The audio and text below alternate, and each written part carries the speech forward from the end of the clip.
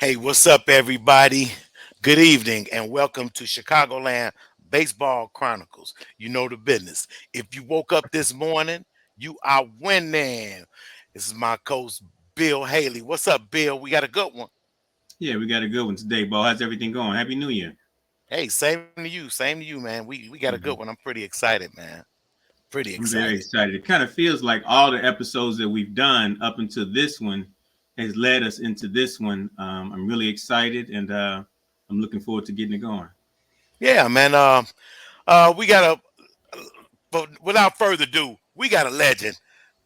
Jackson State's Hall of Fame coach, Bob Brady. We're going to bring him on now, but we're going to give him a real introduction. Yeah, I do Coach, want to give him a formal introduction. Jump on yeah, in with us, Coach. Coach, welcome to the show. We are just so glad to have you, a true legend for sure. Hey, so, Bo. so, so for our audience, Bill, how Coach, you guys doing, man? oh, we're We doing great. good. Thank you for We taking good, time but out today. we Well, got to let me give tell you a you, formal introduction. Hold on. We're going to let the people know who you really are. Go ahead, Mhm. Bill. Roll it, man. Roll it like it's supposed to, man. A native of Florence, Mississippi, Coach Bob Braddy was a before becoming the head coach of Jackson State, he was an all-conference pitcher at Jackson State in 1962, 1963. In 1973, he returned to Jackson State and became the head baseball coach. During his tenure there as a head baseball coach, he won 824 games, which is the most in SWAC history, 12 SWAC championships, which is also the most in SWAC history. Uh, Under the tutelage of Coach Braddy, 52 players signed professional contracts, with 8 of them playing into the Wow. Major League Baseball. Following his time as head coach of Jackson State, he served as the athletic director of Jackson State. In 2009, Bo, the university named the baseball field after Coach Bob Braddy. He's a member of the Jackson State Hall of Fame in 1985. In 2003, he became the first African American to enter the Baseball Coaches of America Hall of Fame. In 2005, he was inducted into the SWAC Hall of Fame. And in 2011, he was voted a member of the National College Baseball Coaches Hall of Fame. Coach Bob Braddy. Thank you so much, Coach. hey, thank you for the introduction, Bill. I tell you what, if I didn't, Wow. if I was kind of like the boys in film, I was wondering who you were talking about there. You saying all those good things, but that's one correction I would just like to make. At the time that I retired, I was had one more SWAC championship, but fortunately or unfortunately, since that time, Roger Cato has won more conference championships. So I want to give Cato make that correction. Okay. At what university is that, Coach? Okay. That's Southern University. Roger Southern Cato is University. Baton Rouge. Yeah, in Southern. Okay, okay. Yeah, Stand corrected. Okay, okay, right. okay, okay. Hey man, you got a big, long resume, but I want to know. A lot of people you played ball. It was pretty. I heard, but how did you get started playing ball down there in Mississippi, man, down in Florence? How did you just get started? Hey guys, I tell you, in my day and time, that was about the only thing we could do on a Saturday afternoon and later on Sundays. At the time, we weren't allowed to play on Sundays. My dad was a deacon in the church, and we had to go to church. But we were farmers. I know what it means to milk a cow, to plow a mule, to pluck corn, sugar cane. Well, you mentioned it, man. On the farm, I knew all about it, and we grew up on the farm. 14 of us, 8 boys and 6 sisters, and we almost had enough to have a complete baseball Yes, team. that's right. So, so we got started in the country. We used to play with corn cobs and a broomstick, drink tops. We used to get in the lot out there, and if you hit the cob out of the park, that was a home run. So we knew all about Jackie Robinson and all those guys. So we had baseball in our blood. But the funny thing about it is, my dad would put us on the pickup truck on a Saturday afternoon, and he would have the boys in the community. And I remember the one who could afford it, he would charge them 5 cents, and we would go off to play different teams in the cow pasture. And before you could play, you had to clean up the cow manure and get that stuff to field. That was a skill, man, the pastor. Uh, Ah, damn. for base, we took a grass sack and we put dirt in the grass sack and that was our basis. And for the pitching rubber, my dad would cut a car tire in half and bury the other half in the ground. And that's how we got started. For home plate, you guys probably never heard talk about pigtail catcher. Wow. That Yeah. you have not. Well, when we got started back, you have to say back in the 50s, that we didn't have a fence. We didn't have proper catching gear, so they would put a guy about 20 or 30 feet behind the catcher. So when the ball got past the catcher, he would get it and give it back to the catcher, and he would make the play. So that was called a pigtail. So I grew up during that time. But I thought my dad loved baseball, but I found out, and we'll probably talk about how important it is to keep kids involved later. But I thought he loved baseball, and he probably did. But he knew that if I don't get these boys and girls involved into something that's wholesome, they're gonna go astray. I don't know where they're gonna end up. So it really kept us on the straight and narrow, and the Hmm. boys in the community. And my point is that you always had somebody in the community to take the little guy, and in your case, it probably SQ and other people in the community that made sure that these kids was involved, and Absolutely. especially if they were out of school, because these are the most precious time. It's when they're out of school. So we grew up. I grew up in that kind of an atmosphere where, man, baseball on Saturday afternoon was king, man. It was like going to the Mardi Gras. It was like going to Jackson, going to this from the country to the city, man. So we were glad to Right. get out the field and get out there and play ball. So that's my history as far as getting involved. So my dad and my oldest brother, I never forget. He was 11 years older than me, and he was the one that formed the first baseball team in the community. And he Okay. went to a Sears Roebuck and got a loan. Montgomery Ward got a loan, a credit card. So he Uh-huh. bought enough balls and gloves to start a team in the community, and that's how we got started. But the point is, there were probably the communities all over this country for young kids, especially black kids, doing the same thing for the youth within the community. And therefore, you didn't save them all. You Wow. didn't save them all, but you saved Okay. enough of them. And and that helped us to grow into good citizens, responsibility, how to win, how to lose, how to accept failure, how to make rules, and how to live by them. Coach Braddy, obviously your dad had a big influence on you coming up. What are some of the people, or what are some of the circumstances that inspired you to leave the farm, to leave Florence, and want to attend college? Hey, get from behind the mule, man. I That- got tired of the music switching his tail in my face. So, Hmm. right. but we always kept up with Major League Baseball. We had the radio with the big battery, and we knew about the Dodgers and the Yankees and Jackie Robinson and Pee Wee Reese and Duke Snyder. You name it. We Right. kept up Right. with it, and when we went out there in the field, we picked the guy that we wanted to be like. Some of us are Jackie Robinson, some of us are Roy Campanaro or Pee Wee Reese, and right down the line. So Right. that inspired us. And if it had not been for my dad doing things like that, we would not have been involved. But it was great, man. It was great, and we owe them. In my situation, I don't know where I would have been. You said in order Hmm. to go to college, my Okay. purpose. I always thought that I was going to be a major league ball player, but I So always you wanted had to be a coach. you had that feeling. You had Guys that in my feeling all community along, huh? tried. Yeah, we strive to be major league ball player, but I also wanted to be a coach. So I knew that in order to be a coach, from the experience of my teachers and my high school coaches, that I had to go to college to do that. And ironically enough, I first went to college for one semester up in Toledo, Ohio. Hmm. But then I Okay. left there and was coming back, and I almost became an Arcanite. Thank God. Let's think, if I had been an Arcanite, Brett McGowan would not have been the coach at Oklahoma. But they were a little reluctant to let me in. So my principal, who was an Arcanite, he said, "Well, we'll send your transcript to Jackson State." So I went there, and the rest is history. The rest is history. Okay. And so that's what inspired me to go to college, because if I didn't play pro ball, I wanted to have an impact on the lives of other people. And the only way that I could do that was to be a coach, because I remember what influence the coaches had on my life and helped me prepare Uh-huh. for my future. Hey, tell me this here, Coach. While you get to Jackson State, I'm looking at a lot of stuff. Seems to me you was pretty good, man. What you do, man?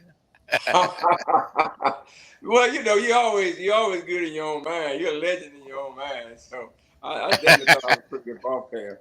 At least the people in my community. When I was in the 11th grade in high school, my brother and I, we were the only two high school players that played with a semi-pro team in Jackson, Mississippi, called the Homestead Grays. And believe it or Okay. not, I played shortstop and he played second base, and we made the Really? team with grown-ups. So my Really? ambition was to be a major league ball, a major league shortstop. But when I went to Jackson State, they had an older guy playing shortstop, so I went out for the outfield. So my freshman year, I played the outfield. I played right field, made the team. Uh, and unfortunately, I was able to play more than one position. There were a couple of games I was a catcher. There were a couple of games I would go to second base, and so that's how I got started. So my love, and I think I really think I was a good hitter. I was a good hitter. I really loved to hit the ball. Had a great arm, and so after my freshman year, making the team as a freshman team, they changed baseball coaches. Believe it or not, the coach Wow. ended up impacting my life as far as my philosophy coaching as being a disciplinarian was Joe Uh-huh. Gilliam. I don't know if you Joe remember Gilliam. Joe Okay. Gilliam. His Yeah, Joe son played Gilliam. football. Okay. Joe Gilliam left there and went to Tennessee State eventually. His son was a black quarterback with the Pittsburgh Steelers at the time, Yes. Yeah. for a while. So Okay. Joe Gilliam was my coach. Now he was a So that football was coach. this is Joe. This is the football player's dad, He was That a Joe football Gilliam coach's senior. dad. Didn't know Mm. nothing about baseball. But Mm. man, all he knew how to do was write the line up. But one thing, he was a disciplinarian. Okay. He Okay. was not late for his practices. You didn't play around in practices, and you gave all your guys. If you didn't, he would put you out there in the outfield. He would roll you, and I never could Oh figure out. man. I can't figure out now what the heck does rolling have to do with playing baseball? But it was a Not much. part of his discipline. It was just part of the system. So I learned to be a disciplinarian from him, and it taught me right there. Of course, I learned it in high school too, that if you're going to have a good team, you better have some discipline. If you don't Mhm. have discipline, there's no point in going to the park, because you're not going to have control of your kids. And they always taught you to discipline your best ball player. So Mm. I always would discipline my best ball player. So if the lesser ball player would say, damn, the coach is doing that to him, what will he do to me? So everybody else, Everybody else would fall in line. Everybody else just fall in line. so Joe Gideon became the head baseball coach, and he had a pitching problem, and we had one pitcher, and they couldn't throw strikes. So somebody told him, "The man, you got the best pitcher of the team on your out there on your team." He said, "Who?" He said, "Bob Braddy." So man, that was the worst day of my life when he made me pitch, because he wouldn't he wouldn't let me do anything but pitch.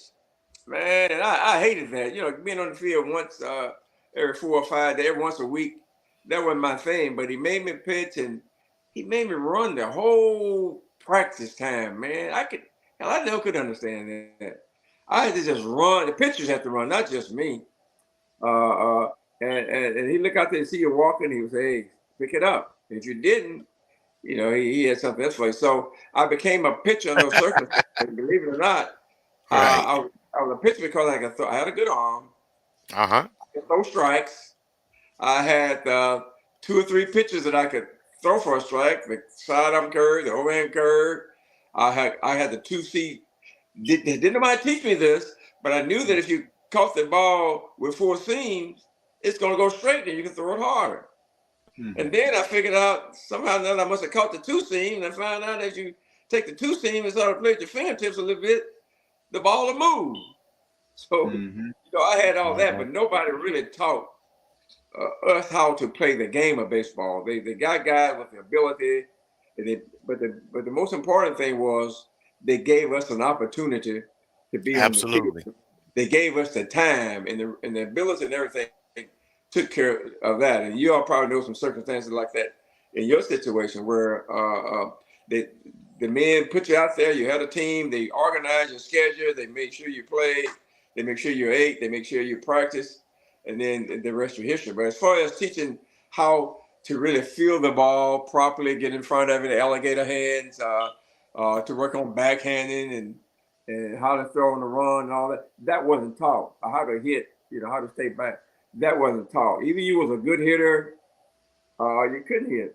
And as far as pitching was concerned, we weren't taught that I could throw strikes anytime I wanted to, but I was not taught how to, if a guy couldn't hit the outside fastball, to throw to the outside corner.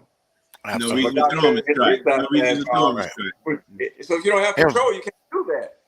I can throw Right. strikes, though, but and I tell you, my freshman year, I averaged, believe it or not, 10 strikeouts a game. Unbelievable. Most Throwing I gas. got at the time was 16 batters, and I made the Pittsburgh Courier honorable All-American as a pitcher. Wow. So after my sophomore year, I came back my junior year, I hurt my shoulder, my rotary cuff, and we didn't have no trainers. We didn't have nobody we didn't even go to doctors. Right. Right.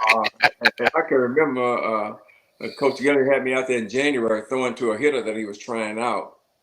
And I tried to throw a curveball, which I hadn't been training, and I can feel it to this day, something popped in my shoulder. Well, it got worse and worse. I won an 8-ball game the next year, but it got worse and worse. But it was a rotary cuff, I found out later on. But I didn't go to the doctor. They didn't take players to the doctor.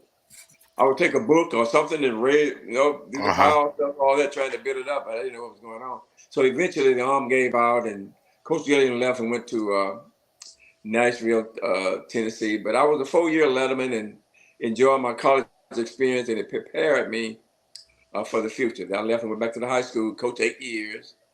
You coached 8 years, 8 years in high school.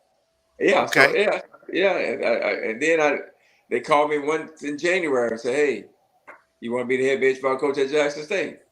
Hey, Okay. man, did I? Are you kidding me? So but that's how I got on my college days. I played the 4 years and had a wonderful time. Coach Gillian left after junior year, went to Nashville, Tennessee, and we never had anybody that cared about baseball after that. So Wow. That's my college history. Okay. So, Coach, when you take on the this is 1973, you take on the head coaching position at Jackson State. What was your vision for the program, and what were some of the challenges you faced? As I know on Jackson State campus, football has a very big shadow. What were some of the challenges you faced starting out as a young coach?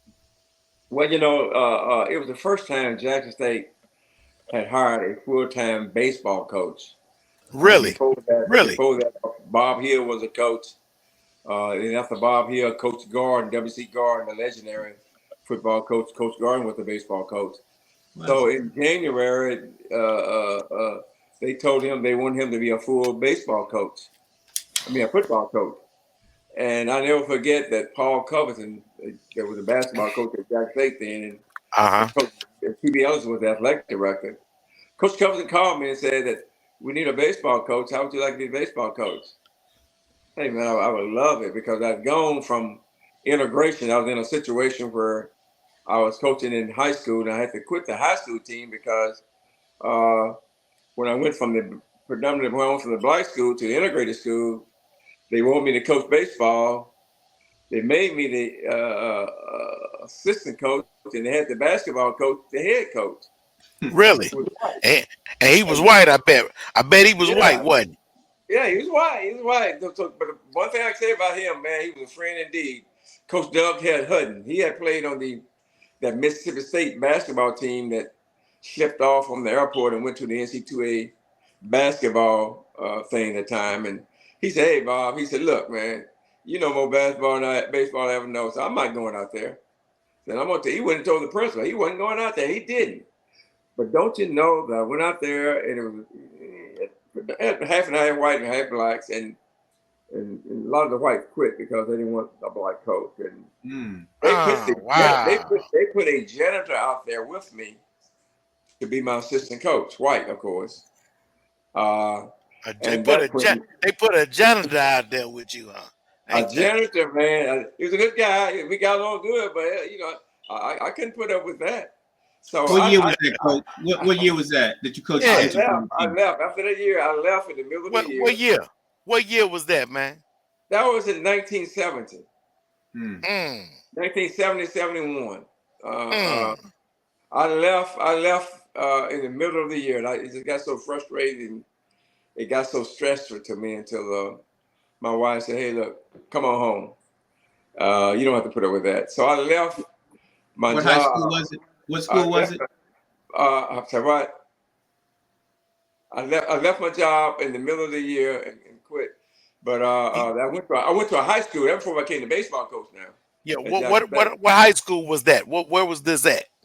That's my home. Florence High School. At Florence. Oh wow, at Florence High School. Yeah, wow. I coached in high school. My first job was at McLaurin High. After McLaurin. I'm very familiar. Very familiar. So Mr. C.C. McLaurin, he hired me as the first baseball coach. So I went back home to McLaurin High School to be the first baseball coach. So really, I was coaching guys who were almost my age.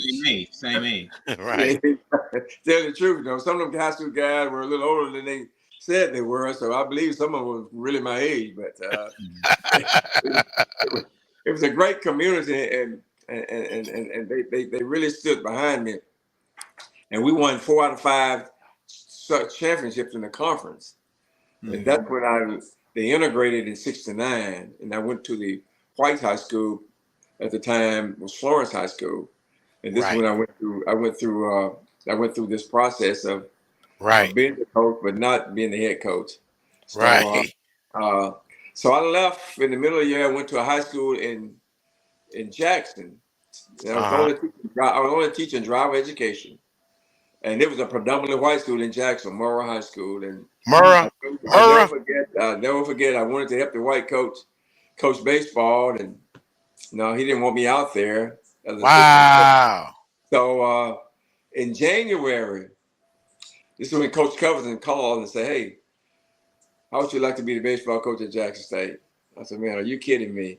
So then I went to the principal and told him that he didn't know that I had my letter in my pocket to resign. Right. And I went in there to him and I said, "Look, I want to get a release from my contract because I've been offered the baseball coaching job at Jackson State in the middle of the year." And he said, "You can't do that. You can't leave us like that because, you know, I want you to go out there and help our baseball team. Help our baseball." Now, before this, I had no invitation. So now I got the job at Jackson State. They wanted me to stay. So he said, "No, you can't stay." So I reached in my pocket and I got my letter and I handed it to him. And I said, "I'll see you later." So that's how I got started at Jackson State. And I never forget, Coach Gordon was coaching the team, and I have to give him credit. He had a lot of talent. He had one guy on the team that sold 50 out of 50 bases for me. Excuse me. This is at Jackson State now, right? Yeah. Now, I'm at Jackson State now. Left the high school. Your first year. And I go to my meeting in January. You know, the baseball season started, and we won the SWAC championship my first year because of the district. I went in there, and I'll tell you my first speech. I got it from my dad. My dad used to get with us every Christmas, and I don't know the reason why. He made sure everybody was sitting at the table, and we were getting ready to eat dinner. And he said, "I want to show you how important it is to stick together and how important family is." And we heard this story every Christmas. And he went like this. He said, "There has to be somebody in charge. There has to be somebody that's willing to follow. You know, because a follower is just as important as the leader. You got to learn, you got to somebody to give instruction, but it's more important that the person that you give instruction to are able to follow those instructions." So he told this story about there were two snakes in a house that caught a fire. And he said one snake had 7 heads and 1 tail. And the other snake had 7 heads and one had 1 tail and 7 heads, and one had 7 tails and 1 head. So he said the house caught on fire, and he said the snake with the 7 heads and 1 tail, all the heads went into a different room. And said it got consumed by the fire. He said, but the snake that had 1 head and the 7 tail, the head went out and the tail followed. So that was the first story I told my team when I went in there. And I want y'all to let y'all know that I'm the head, and I'm a hunter. And I said, look, the hunter has a gun. The dog chased the rabbit, and the rabbit ran for his life. Now I want y'all to decide which one of y'all. I got the gun now. Y'all decide what you are. Are you the dog or the rabbit? You damn sure the head. I'm the head. And it stuck with them all, and that was my philosophy, that if you have discipline, if you treat guys fairly, that you're gonna be successful. You're not gonna be able to help all of them not gonna like you, but you'll have a lot of success if you do that. And that was my philosophy. I went to Jackson State. We won the championship my first year, and from then on, we were able to get a lot of good ball players. And I tell you what, I'll say this before I forget it. I guess I have 2 regrets that I think of a lot of time. One regret and one happiness. I have a lot of happiness. I have a lot of regret too. Put it that way. But my happiness is that I was able to coach my son. Okay. In Jackson State. In the end, I was able to coach my son. And man, you're talking about an experience that I wouldn't trade for nothing in the world. One thing that I do regret, that I didn't stay in coaching long enough to coach my former players' sons, because we've had some sons, some players. They had some sons who could play ball, and I just never got that opportunity. That's my regrets, but that's something I have to live with. Okay. Hey, tell me this, Coach. Hey, and then we didn't do it. We did it the next year. But then we got into a role once we got into those later years of the 70s. right. Well, you had I know a lot of your old ball players who mentored me, and one in particular, Eddie Curry, big lefty. During that tension when they played, you had a real powerhouse team with those guys. I don't know what year it was, but I want to talk about some of those monumental games, or maybe the first games you had against Mississippi State and going down to Starksville. Oh man, we had some great teams, man. I think that 78 team, we were something like 52-12, winning this. I don't know if any SWAC team ever won any more games, but it was a great team. We had 8 guys on that team that eventually signed to go to pro. That would include the likes of Orkin Board and those guys, and Calvin Moore. Oh, we had some tremendous ball players. All I had to do, man, they thought I was a genius. All I had to do was go to the ballpark, cross my leg. Hey, but what about going down there to Mississippi, playing against them boys down there? You talking about Eddie Curry? Look,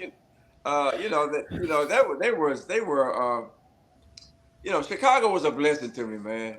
It was a blessing to me. We had some great teams prior to 78, but I think I'm trying to think when I first got the great bunch of baseball players from Chicago, it probably started with Charlie Scott.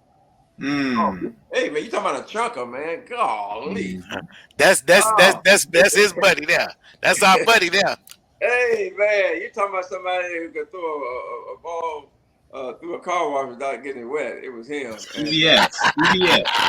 Throw through the car wash without getting wet.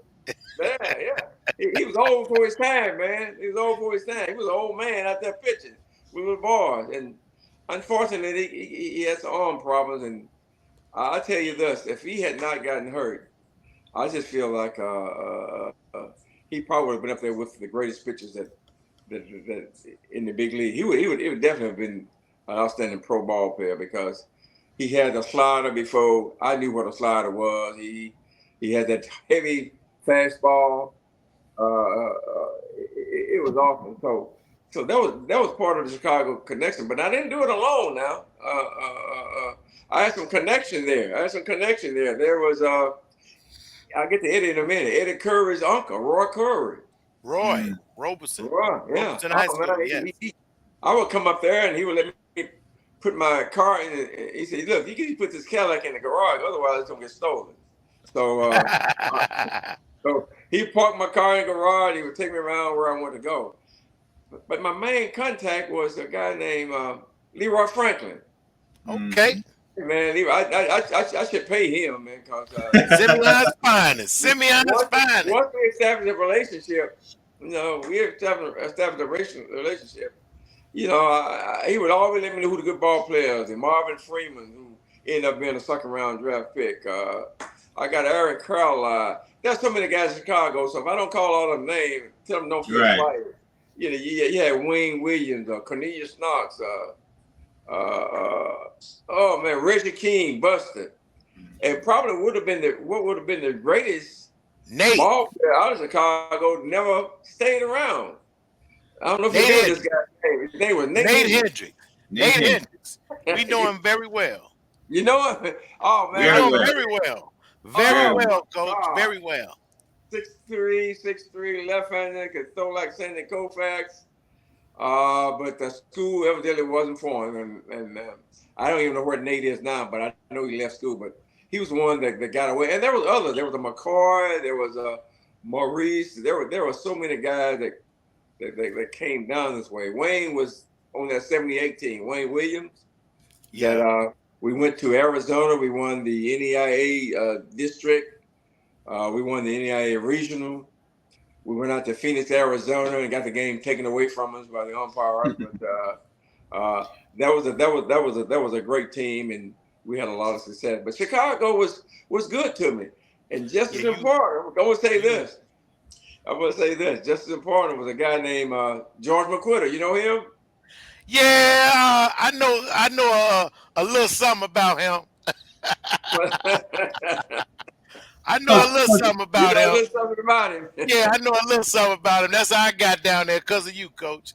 I got down there because of you. Man. I miss you. I was too little, man. I was too little. You didn't think a little guy like me could lead the city in hitting like that, I never forget. Go ahead. Let me ask you a question. Was it something unique about the Chicago ball players when the guys would come down? We don't have a long baseball season here. Was it something that you found that the Chicago ball players had in common when they came down? Most definitely.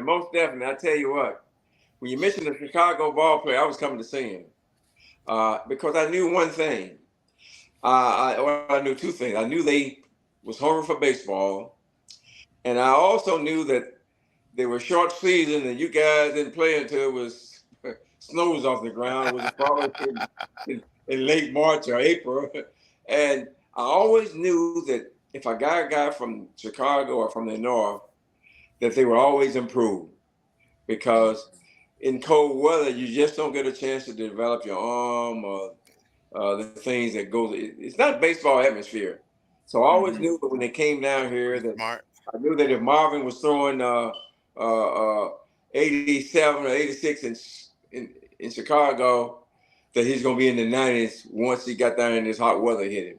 Same thing about Charlie Scott and AC, Aaron Carlisle, and guys like that. And that goes for the position players too. They get down here in the hot weather, go crazy, man.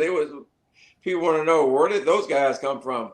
And there are a lot of players, not only from Chicago, that should have made pro, that never got the opportunity because of the system. Baseball was just not cut out to allow a fluctuation of baseball players that went, the way they should have. So if you didn't get in the right situation to be seen, and a lot of times you go to your HBCU schools and they didn't have a lot of scouts there. When I played in college, they had two scouts, three scouts. George For the Scott, area.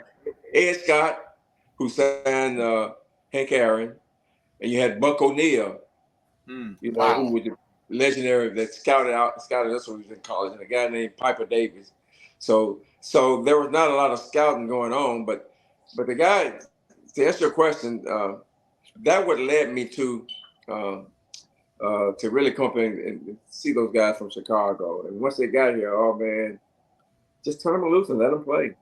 And it's amazing it's amazing how they develop. And I'll tell you what, they had George McQuitter. I asked you about him earlier. Yes. He was down at Utica Junior College, and man, I might was called him my farm assistant.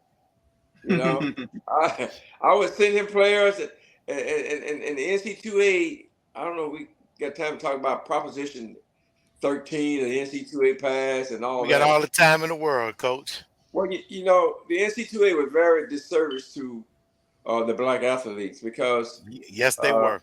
I used to send them to if they didn't have they came out with the Proposition 13 where first they said you have to have a 2 point average and you have to pass make a 13 on the ACT test.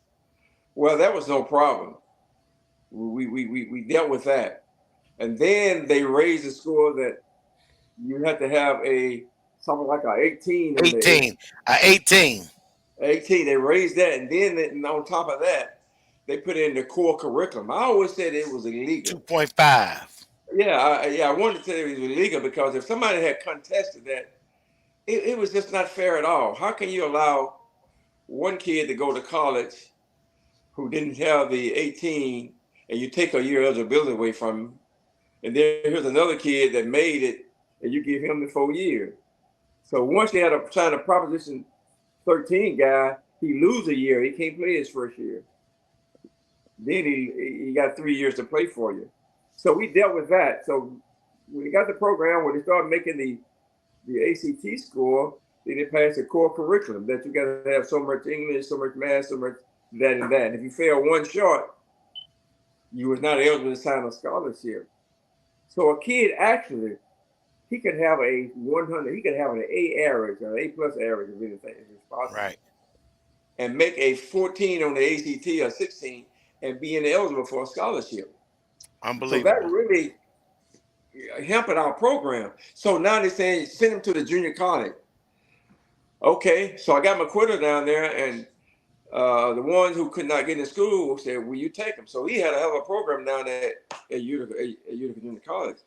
And they had a Absolutely. rule there where a junior college guy had to, now McQuitter would not give anybody if the school would write to them about a player that he had.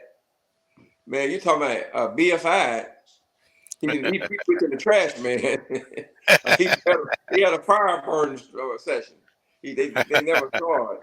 So it was like when I sent it to them, I would get them back. They said they had to Absolutely. make a 24, they had to pass 24 hours. So that's 2 years. If it passed 24 hours, then they could come to you if they got a C average. Right. Well, then the NC2A took that away. They said that Sure did. 24 hours, you got to graduate now. Yeah. So now the kid got to graduate. Otherwise, you sign them, you got to wait out a year. So you don't have many scholarships. Right. That many scholarships, you can't do this. So they really kill the program in the black school. Then they Yeah, take a that's school. yeah. Then they take That's a school how like Utica, that's how and I you have got out black of coaches. Coach. That's They, exactly how I got out the year before they started that because I only went to Utica for one semester and then I signed a national letter of intent to Kentucky State. I didn't have to stay that full year and they changed it exactly. then next year. Exactly. And that what happened. So, and then what happened was that they merged Utica with Hines. And wiped away all of the records. They Wiped wiped away all of everything that the Utica had records away. done. Now I don't have a McQuitter. I don't have anybody to send it to because now they got Yeah. coaches who, and I'm not down in the white coaches, but they're going to recruit white players because that's who they, But Coach, I have a question, Coach. I didn't mean to stop you, but okay. when they did that, because somewhere in the future, I want to bring Coach McQuitter on. When they closed Utica, they took away all those records. Utica was beating Hines. They had never beat them. We whooped them, and they took away the records. Why did they do that? Well, the same reason why predominantly black high school, when they integrate them, they take away their name because they're named after black people. Mm. So they take away the name of the high schools and they merge them with another high school. So that's what they did. But why they took the record? They made Coach McQuitter an assistant coach, and that was almost a failure from the start because the white coach did not want him. Oh wow! He went through some awful things, but with the players that he had, they went to the first national To the junior college Nationals. tournament. And I don't think they won it, but they went to the finals of the National Junior College because they had those players from Utica along with the good white ball players that they had. Unbelievable. But my point is this: this is weakening the HBCU program because not only now I got to discover to find players who qualify, but other HBCU schools got to do the same thing, and now you don't have that contact with your black coaches.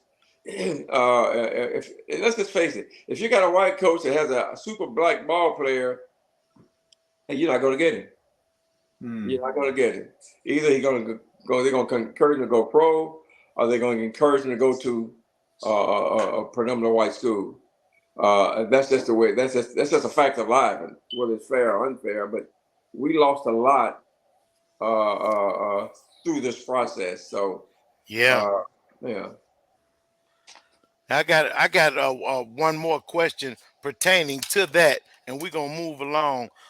In the NCAA, I look at your record, and you've been to the tournament quite a few times, but 0 wins because they always pair. Like I said, they're gonna pair whoever wins the SWAC. They're gonna shoot you to the #1 team in the country. Is that fair? Is that by design? Man, come with it, man. Why is that? Well, I just think it's based on your strength of schedules. And when you start talking about the strength of schedule of not only baseball but basketball and football, then that's the way they seed you. And Who did you play? we were fortunate enough to get in. Period. Because there were 7 years that we won our conference and we didn't qualify for this NC2A tournament because they took away our automatic bids.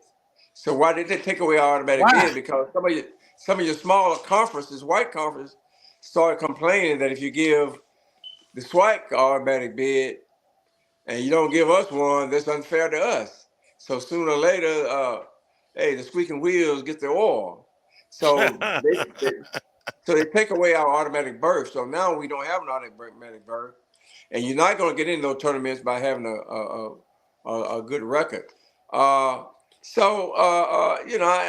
don't have no problem with playing the first place team because I look at it like this: if you're going to be a champion, you got to beat the big dogs anyway. And let's face it, fundamentally at the time, the black ball player has more ability, but the game of baseball is unlike any other sports. It is based on fundamental. It don't matter how small you are. You can play. Other sports you got to be a certain size, a certain weight, and all that. If you're a basketball player, how many 5'8", 5'9", 5'10" basketball players do you see playing pro ball? Not many. Football, so they got their criteria.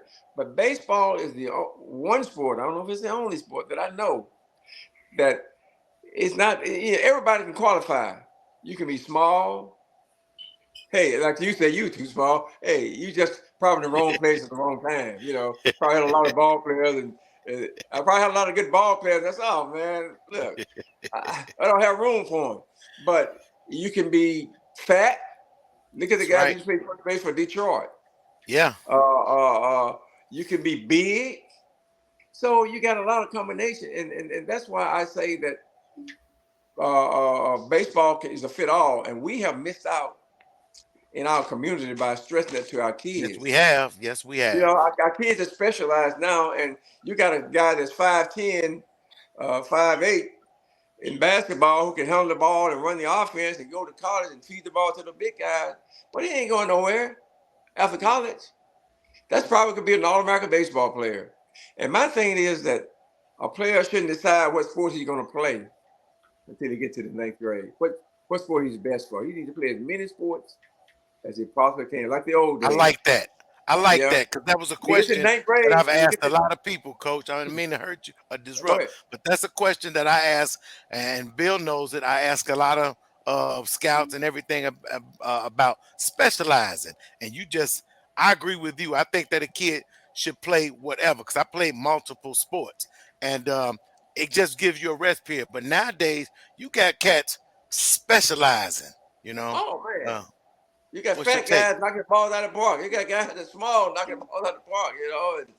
And if you fundamentally, the one thing about baseball, if you master it fundamentally, and I firmly believe, and I think that you all probably agree with me, that in baseball, if you can, if you got an infielder that can that can feel 900 or better, that means that he's throwing every ground ball he's catching it, he's throwing it to first base. Uh, it's just man, it's just so simple.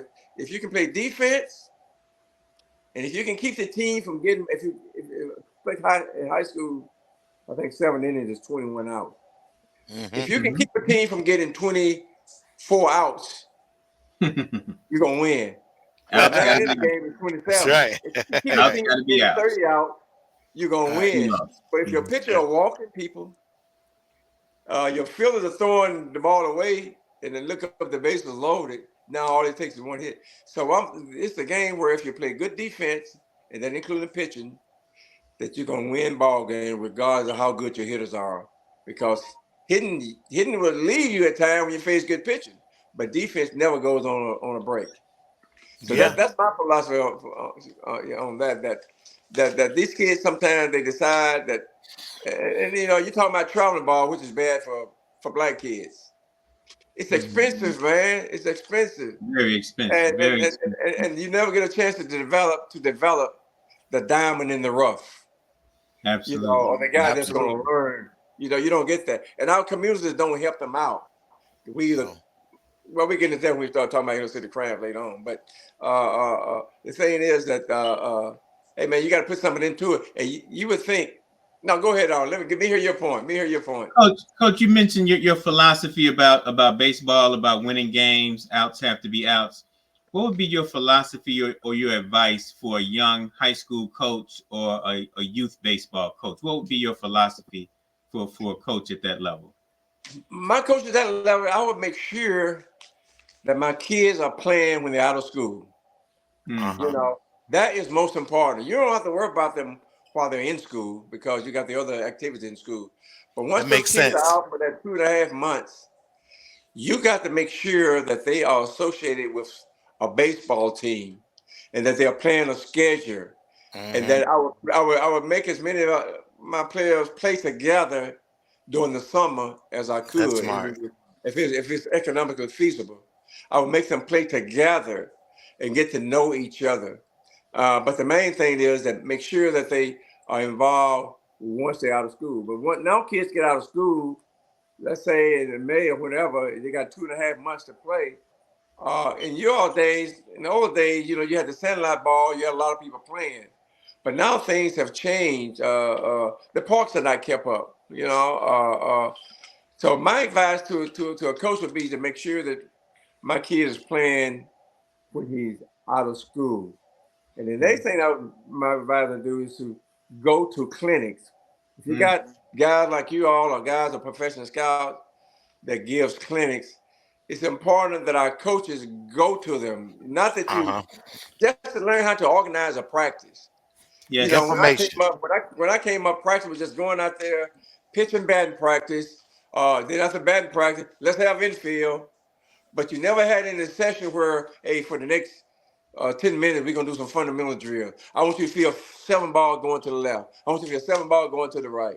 I want you to feel crossover, you know, separation. You got to practice on those things. Outfielders going around, getting in front of the ball and coming through it. Those are Mm-hmm. terms that was not a part of my vocabulary when we were growing up, and probably not yours, because the people that was coaching us, they did good. They did all they knew how to do. They Provided kept us together. opportunity. They put a team together, and they are commended for that. But as far as teaching the game, I probably could be the best coach in the world now if I had, uh, because of what I know. But I coached 20 years without an assistant coach. Can you Yeah, imagine that? 20 yeah. years, 20 some odd Well, years without an assistant well, coach. one So I got one to of your look out. first assistants was one of our guests. I was going to try to get him on the show and surprise you, Coach Sip. I was going to try Scipio to bring Frank. him on. I was going to Scipio, bring him, but he was out of town. But hey, when did Sip's a when good did he guy. come along? Sip's a good guy, but see, now he was not a paid assistant. He came there when Marvin was there and all came board. And he Okay, really taught Marvin. And let me face, like I said, I was a pitcher. I could throw strikes. Hey, it was God given. But as far as teaching the basics of pitching, that's the hardest part of a game to pitch. I mean, to coach. Is letting pitchers getting their body in control. Uh, Now I could do it, but nobody taught me to do it. right. And Sip came in there and he was able to teach all those things. And he was I never seen many guys with as much energy Scipio. Him and Orkin didn't get along at all because Oh, they really? were they were both wild, man. But they Really? were good at their trait. And Okay. he really helped me out with the pitching staff there. And it made me a better coach because I learned from him. I also became a better coach because I had guys like Dave Clark, Julius McDougal, those guys that went pro would come back before spring training and would be out there and helping with the guy, although they were getting in shape too. Hmm. They would tell you what the pros were doing. And Right. if pros have been coaching something all their lives, hey man, they're supposed to know all this. So if you can learn from them. So I would tell our coaches to make sure you go to clinics when you get a chance to.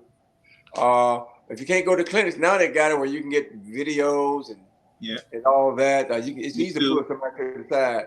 Hmm. Make sure that your player play every parents. Make sure your son or daughter, son play every sport that he can play until they get into ninth grade. Because when you Until get the to ninth ninth grade. grade, you find out what the two best sports are. Okay. But now parents can't. Got to get them from dreaming their dream. They want their kids to live their dream a lot of times. And you can That's right. imagine if a guy, yes, if a guy is 5'8", where is he gonna be when he runs on a guy that's 6'3" can do the same thing he does? In basketball, you might be fast in football. You might run the 40 and 60 and 6'2" or 3. But if you're not gonna be no bigger than a 160, 175, you'll do all right in college. But your future is not there. So don't let them decide. So you can play baseball and basketball, or you can play football and probably baseball. But once you get to the ninth grade, now you know what your two best sports are. I think as long as you can start, I think a kid ought to play every sport that he can play. As I long as they heard can that. start. And now when you get to be about the 11th or 12th grade, if you want to say, hey, you know where you are, you know how you've been graded, you know where you're going in the future. You Now know if you what want to fit. that you can do it. So Okay. we want I to could deal with specialize that. people. Yeah. I could deal with that. I could deal with that. Okay. This this been a good one, Coach. You've been so informative, and we could go on with him forever, Bill. But we ain't gonna do that. But But I'm gonna tell you like this, Coach. You are a true Chicagoland baseball legend. So you can add that one to the collection of the stuff you already got, player. listen, You let can me add say, that one. there's one thing I got to say before we go, though, is about what's happening to our kids today. We talking about you don't see them Yeah. playing at the big schools in their lineups. You see a few more now. You don't see them in baseball. Well, the community is probably more responsible than putting it on football or basketball. I don't put it on that. But when I look at the inner city crimes and the lack of our kids being involved in recreational activities when they're out of school, it's almost like it upsets me. Like I can take an Alka-Seltzer to settle my nerves down when I see what these people are doing or not doing. When I see them not keeping your fields up, you would think when that team from Chicago went to the World Series, not you guys, but your city administration that's in charge of these parks and allocating and hiring people, hire somebody that know what the hell they're doing. Just don't get somebody to make the dollars and draw the paycheck and go home. Get somebody who can put these programs together, and it's all locked in. You're doing a lot of different things. You're saving the kid. Studies have shown that when kids are involved in recreational activities, crime is reduced. And my philosophy is this: if you give a boy or a girl a bat, a ball, a place to play, and you will never find them going astray. Now, you won't save them all. You won't save them all, but you're going to save a lot more of them. So now you got them in your recreation activities. Now you're getting the diamond and worth. Now you got more kids playing. We flood the market. But you're not doing it to make them professional baseball players. You're doing it to reduce crime and get the community involved. But by doing that, now you're going to have more kids that's going to be participating in good high school programs. Because now, if they participate in a good high school program, you got more kids. Now you're going to have more kids going to college. Now you're going to have more black kids playing professional baseball. But whether it's Chicago or whether it's Jackson, Mississippi, look at the inner city recreational program and see if they're keeping their kids involved, because you all had somebody to keep you all involved in it. Like I mentioned, Absolutely. ask you in my community with my dad and my brother. Other communities, there was a man, an old man with a pickup truck that everybody can associate with, that the kids looked up to, got those kids on the truck and got them involved. Now we don't have that anymore.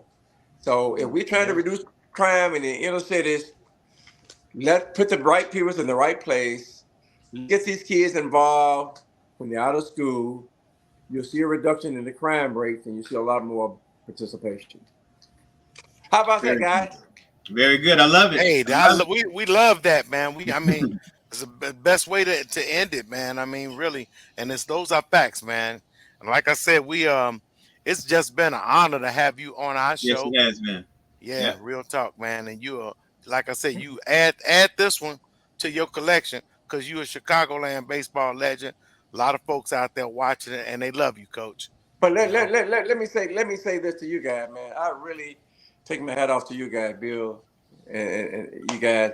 I take my hat off to them because you all are not afraid to tell the truth. You're not trying to camouflage nothing, Mhm. and you're exposing what people need to do. You show what they've done from the past, but now what you've done for the past it shows you if you were part of the past and see what's happening now, you know they don't resemble each other.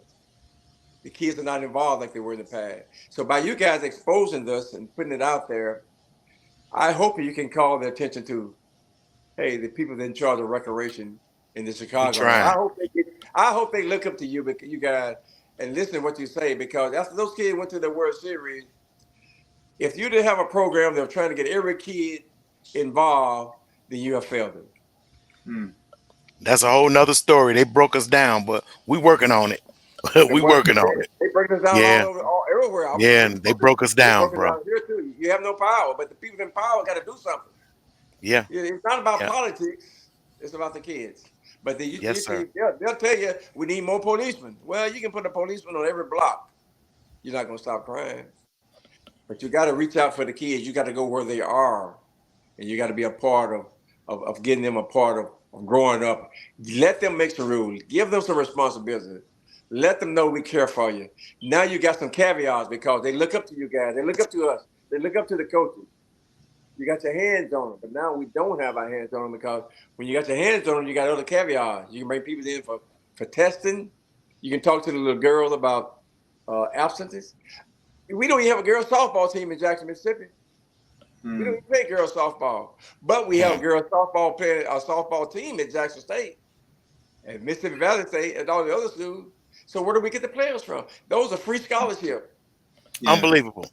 Unbelievable. It's just like I'm. You know what? The more we talk, I can keep going. It's just like with the scholarships at the HBCUs. I looked at my old school and I looked at your old school, and there's I'm not racist, but it's a lot of Hispanics, man, and white folks at Kentucky State on the team at a historical HBCU.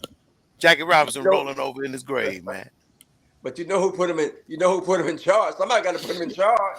And a lot of times we don't have good memories of who we should put in charge of things. We want to grin and skin back because somebody put us in a position, but we don't use it. We don't lose it the way we should. But I say this about HBCU schools.